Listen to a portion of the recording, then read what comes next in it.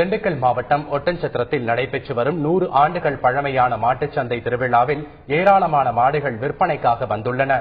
ஒட்டன்சத்திரம் அத்திக்கொம்பையில் சுமார் 100 ஆண்டுகளுக்கு மேலாக மாரியம்மன் கோவில் திருவிழாவை ஒட்டி மாட்டுச்சந்தை திருவிழா நடைபெற்று வருகிறது.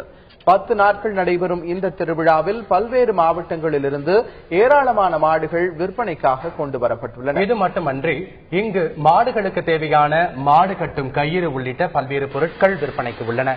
கடந்த 20 ஆண்டுகளுக்கு முன்பு 3 கிலோமீட்டர் தொலைவுக்கு நடந்து இந்த மாட்டுச்சந்தை திருவிழா தற்போது குறுகிவிட்டதாக வியாபாரிகள் தெரிவித்தனர்.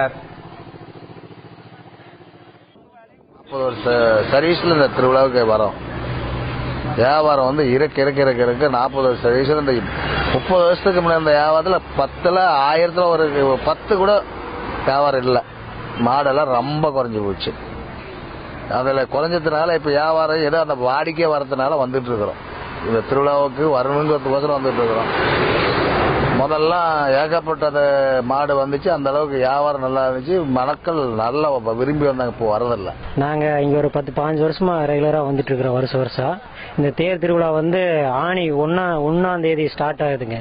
ஒரு 7 நாள் 8 நாளைக்கு ஒரு கோயில் திருவிழாவை முன்னிட்டு நடக்குதுங்க.